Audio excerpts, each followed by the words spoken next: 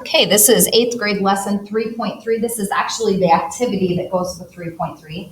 Today our objective is we will write an equation of a line given 2 points. The standard is 8F4. The page numbers out of the hardcover book are pages 118 through 123, and out of the practice journal, pages 63 through 66. Today we'll be working out of the practice journal, so you're going to need your practice journal. Go ahead and open up your practice journal to page 63. You'll see the similar to what I have on the screen, it's just that mine are in color. So we're going to actually work together today to sketch the line that passes through the given points and find the slope and the y-intercept of that line and write the equation. So we're just continuing with what we did in lesson 2, but in lesson 2 they gave us a point and they went ahead and gave us what the slope is. Today what we're going to have to do is they're going to give us 2 points. We're going to have to find that slope. So we're going to be jumping back into stuff that we learned in chapter 2 with counting out the slope of a line. So here we originally have our 2 points. So yes, we can draw our line through that if we would like to, but I'm going to go ahead and do my rise and my run off of this. So our rise is 3 and our run is 3. And I'm noticing that each box is worth 1. You'll notice that as we get further into this activity, they will change the what every box is worth. But here it's 3 over 3. So our rise and our run is 3 over 3. So our slope, which is m, is 3 over 3, which is the same as 1. We do need to make sure that we're identifying if that's positive or negative. So when we look at our line, if I draw my lines through here, that is a positive line.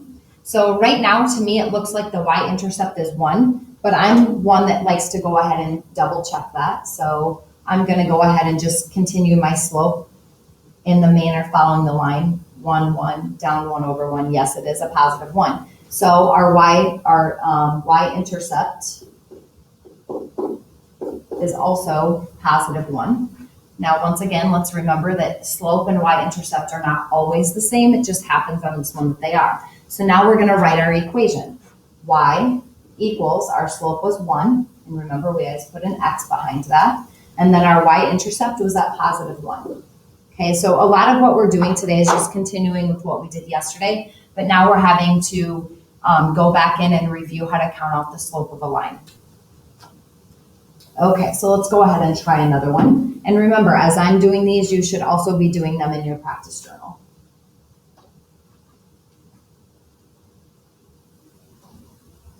Okay, so here's our next one, letter B. Okay, so we've got our 2 points, and I'll go ahead and connect them with a line. And I'll just change the color so it's easier to see. And the one thing I don't like is sometimes I'm not very good at getting these lined up, so that's why I tend to recount. Okay, so first off, I need to figure out the slope of my line. So I'm going to go ahead and draw. I'm visual, so I like to draw my triangle. So my rise is 2. And my run is 1, 2, 3, 4, 5, 6, 7, 8. Now that can reduce because 2 would go into each of those. So my slope is m and 1/4. Now I need to remember to identify if this red line there is positive or negative, because that's one spot that's most commonly forgotten. And when I look at that red line, it's going down, that's a negative. So my slope is actually a negative 1/4. Okay, then I also need my y-intercept. And it looks to me like it's crossing through the 3. And if I want to double check that, I can go from one of my points down 1 over 4, 1, 2, 3, 4, and it does land on the 3. And I'm just showing you that so that in case you ever have a line fall between 2 numbers, you can go ahead and understand that you can just recount your slope. So our y-intercept equation, y equals, our slope was negative 1/4 with an x behind it, and then it crossed at positive 3, so plus 3 is our y-intercept. Okay, so I'm going to go ahead and have you guys work on letters C and D out of your practice journal. So you're going to want to pause your video, work your way through these, and then restart your video to check your answers. So go ahead and pause your video now and work through these 2, and then start it back up to check your answers.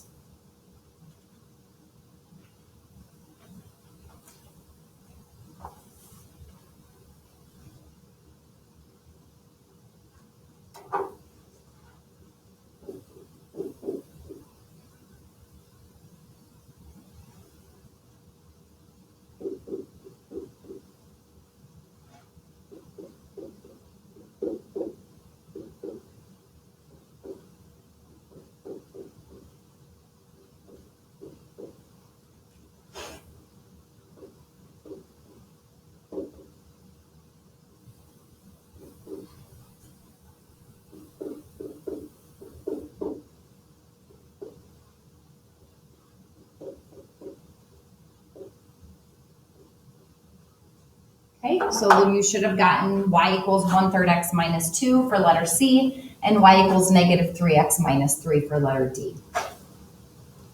Okay, so here's our second part of working through linear equation activity. And here they're going to give us a real world scenario and ask us to do some graphing and write out our y-intercept equation. So the one thing that I do want you to realize is that in these, they did use different letters. Just remember that this is your x line and this is your y line. So if you prefer to write them out with the x and y, that's okay. I will try to remember to go ahead and use the h and the t, and you're just substituting h in where y is in your equation normally and t where your x is. If you're more comfortable using the y and the x, that's okay. So it says you're rising in a hot air balloon. After 1 minute, you are 200 feet above the ground. So that's what this point is right here. It says after 4 minutes, you are 800 feet above the ground. That's what the second point is right here. Okay? So the picture of the balloon is just showing us a balloon. It has nothing to do with the graph itself. Okay, it says write an equation for the height, h, in terms of t. So that's where they want us to write the y-intercept equation. And then we're going to use that equation to find the height of the balloon after 5 minutes. Okay, so we're going to go ahead and have to do our y-intercept equation. So when we do this, we need our slope of our line. So I'm going to go ahead and do my slope. And here's where it changes up a little bit because I know that we've got boxes there, but you have to realize that every box going up is worth 100. Okay, so when I count this, my rise, I'm gonna then put 2 zeros behind it because they're worth 100. So 1, 2, 3, 4, 5, 6. So I have 600, and I'm gonna jot this off to the side. Over every one of these is worth 1, so 1, 2, 3. Okay, so 600 over 3 would reduce down because 3 would go into each of those to 200 over 1, which is the same as 200. So that's our slope. So normally I would write it out as y equals, and that's a positive slope. If I were to go through and draw my line, that's a positive line. So 200x, and now I have to decide where it's crossing the y-intercept. So from this lowest point, I'm gonna go ahead and continue my slope of 200 over 1. Now, normally I would go up 200 and over 1, but I'm going to work backwards, so I need to go down 200 and to the left 1. It started at 0, which obviously we're going to start at the ground. Okay, so the way that they actually wanted us to write this is with the h and the t. So remember, our h is where our y is.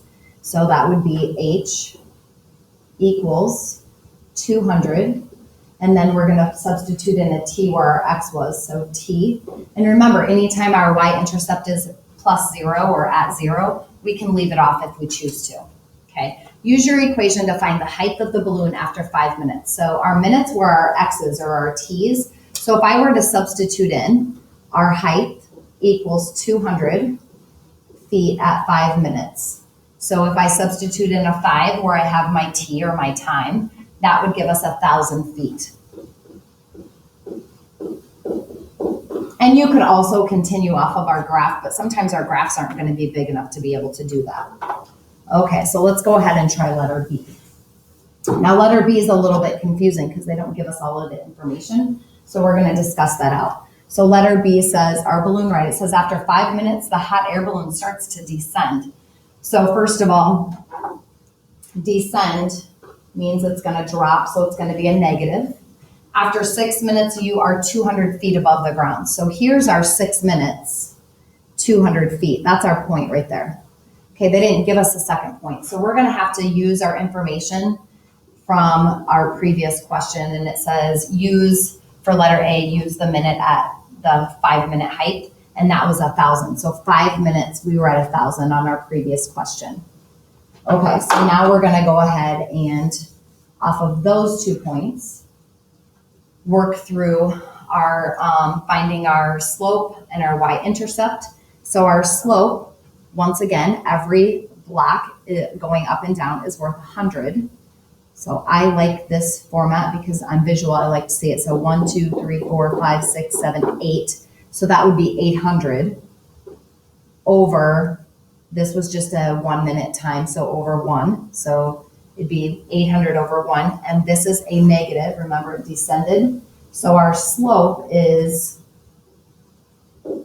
negative 800. Okay, now we need to find our y-intercept, and then we're going to plug that information into our equation. Okay, so our y-intercept, that gets a little tricky because I can draw my line, but if I draw my line between these 2 points, you can see it's going to be like way off of my graph. Like I can't even see where it crosses. So I'm going to have to kind of work backwards here. I'm going to draw a table because I'm visual and I like to see the information that I have. So the information that I have is at 6 minutes. 6 minutes we were at, these are my X's, these are my Y's. At 6 minutes we were at 200 feet. Okay, so then that means at 5 minutes we were 1,000 feet. And we already identified that we were dropping 800 feet. But here's the thing, we have to work backwards. So instead of dropping, we're going to add 800 feet to every one of these. So at 4 minutes, that means we're not going to any longer think of our previous situation. We're just going to think of our new scenario. That means at 4 minutes, we were 800 feet higher. So that would be 1,800. And at 3 minutes, if we add 800 to that, that would be 2,600. Okay. At 2 minutes, we would have been 3,400 if we add 800 to that. And then at minute 1, we were at 800 to that, 4,200. But here's the thing, we need at 0 minutes, we need to see where we started. So if we add 800 to that, it's 5,000. So remember, when you're doing this, you're always working back to that X line, or sorry, that Y line.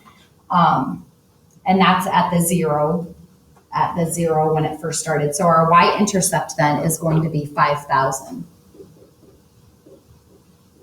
Okay, so when we write our equation, we're going to use h instead of y, so our height equals, here's our slope, negative 800. And then we use a t instead of an x. And then where we would cross the y-intercept was at positive 5,000, so plus 5,000. Okay, so there's our equation. It says use your equation to estimate when the balloon will land on the ground. So in other words, we want to know when it's going to hit the ground. So if we were to go through and substitute in our height to be 0. So if I wanted my height to be 0, because that would be hitting the ground at 0 feet. If I were to put a 0 in this spot right here, so 0 equals negative 800 times the time plus 5,000, and then work through to get our time by itself. Well, we would subtract 5,000. So minus 5,000 over here is now going to give me negative 5,000. So that's gone, equals negative 800 times t, and then divide by negative 800. Divide by negative 800. So 2 negatives is going to make it a positive. So let me pull my calculator up here. And if I take 5,000 divided by 800, it's going to give me 6.25. So it's going to be minute 6.25, or not minutes, sorry. Yeah, minutes. And then that actually would be 6 minutes, and then 0.25 would be 1/4 of a minute, would be 15 seconds. Okay, so I would accept either of those.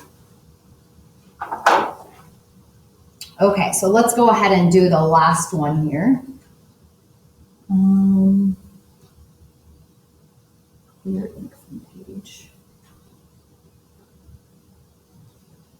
And that's letter C. And just remember, you should be doing these in your practice journal as I'm doing them. So letter C, we've got a roller coaster ride this time. It says you're on a roller coaster. After 3 seconds, you are 190 feet above the ground and have reached your maximum speed. 1 second later, you are 95 feet above the ground. Okay, so that's the information that they're giving us and I know that it's hard to read this graph, so it's hard to get that rise and that run, but we can do that off of the information that we have here. Okay. Okay, so here's what my graph looks like. I've got my 2 points listed, but it's hard to count the slope off of my graph because it's in between spots. So we're going to have to figure out how much it changed in 1 second. So if we think about it, I'm going to draw another table here because I probably am going to need that anyway. So at 3 seconds, we were 190 feet. 190 feet above the ground. And then it says a second later, 1 second later, so I need another box here. So at second 4, we were 95 feet above the ground. I need to see how much it changed here. We know it changed 1 second there. So how much did it change between those two? So if I go through and figure that out, well, 190 minus 95 is going to give me 95, right? So it changed 95 feet in that 1 second. So we're going to now work that backwards. So at second 2, we would be up another 95 feet. So 190 plus 95 would give me 285. Okay, then at second 1, I add another 95 to that. It's going to set me at 380 feet above ground. And we need to work all the way to second 0. So add another 95, that's 475 feet. So this is our X and our Y. Okay, so now write the equation for the height in terms of t time. So our height equals, it changed 95 feet per second. So my question is it positive or negative? Well, we can see on our picture that it was dropping 95 feet per second, even though we had to work backwards to figure out our y-intercept. So that would be negative 95. And then where we have x, we're going to put a t. And then our y-intercept is where it originated. So it originated at second 0 at 475 feet. So plus 475. Okay, if we were to continue that line, it would be sitting up clear up there somewhere. Okay, so now when will you reach the ground level? So once again, ground level would be 0. So the height of 0. So now I'm going to go ahead and erase this part off so I have room to work here. So I want this to be 0. My height to be 0 equals negative 95 times t plus 475. So we'll subtract 475 minus 475. So now we have negative 475 equals negative 95 times t. So now we divide by negative 95. To get rid of it there, divide by negative 95. So pull my calculator back out here. And we're going to punch in, I know it's going to be a positive, obviously, because 2 negatives make a positive. So 475 divided by 95 gives me 5 seconds when I do this. So our time here would be 5 seconds. And it looks to me like if we continued the pattern that you would see that it almost, even though I freehanded this, looked like it was close to 5 seconds, but it could fall between 5 and 6 seconds. So that's why we have to work through the equation. So that's it for the activity. In the lesson, we'll continue to work with plotting points and solving some real world questions.